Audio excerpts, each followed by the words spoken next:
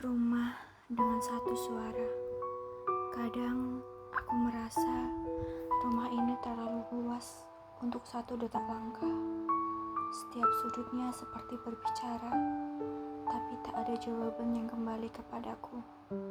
Semua orang sering memandang hidupku lalu berkata, "Pasti menyenangkan, semuanya jadi milikmu." Padahal mereka tak pernah merasakan gema yang terus memantul di dinding ini, gema dari satu-satunya suara yang hidup di dalamnya, yaitu suaraku. Aku terbiasa hidup tanpa riuh, tanpa rebutan tempat duduk, tanpa suara canda dari kamar sebelah, tanpa jejak kaki yang berlari menyusulku.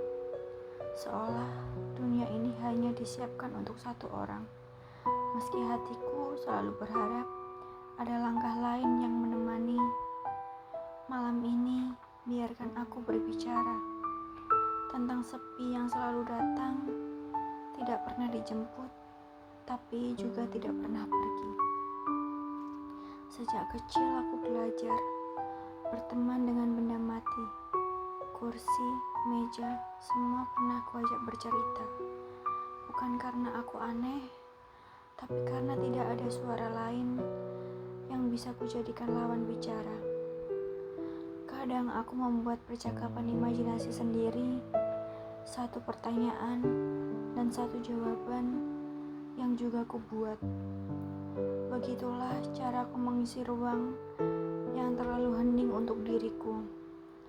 Teman-temanku sering bercerita tentang orang-orang di rumah mereka, tentang Rama yang membuat mereka kesal, tentang suara berisik yang tak pernah memberi mereka waktu untuk sendiri.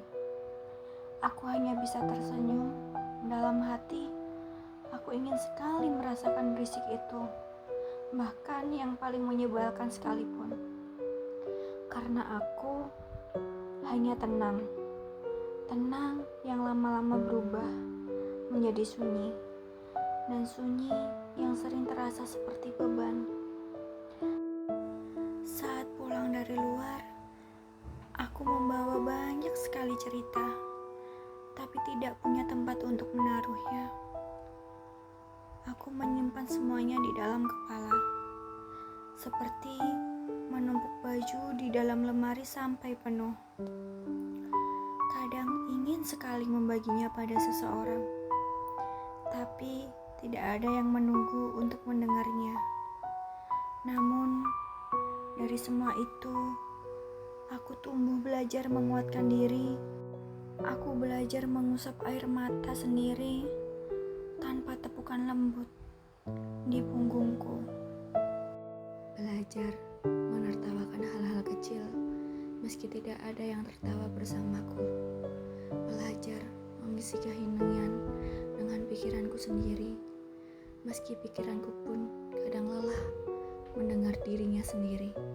Dan perlahan aku mulai memahami bahwa kesunyian juga mengajariku sesuatu, bahwa dunia batinku bisa lebih keras dari suara apapun, bahwa berdiri sendirian bukan berarti rapuh, hanya caraku bertumbuh berbeda. Kini, aku memandang ruangan kosong di rumah ini. Aku sudah tidak menuduh sepi sebagai musuhku. Sepi hanyalah guru yang bentuknya tidak selalu menyenangkan. Ia mengajariku berdiri walau tidak ada tangan lain yang menuntun. Kalau suatu hari seseorang bertanya, bagaimana rasanya hidup di rumah dengan hanya satu suara, mungkin akan kujawab, kadang menyakitkan, kadang menguatkan. Tapi dari satu suara itu, aku belajar menemukan diriku sendiri. Terima kasih karena malam ini suaraku akhirnya didengar oleh seseorang. Bukan hanya oleh dinding-dinding rumah yang sudah terlalu lama,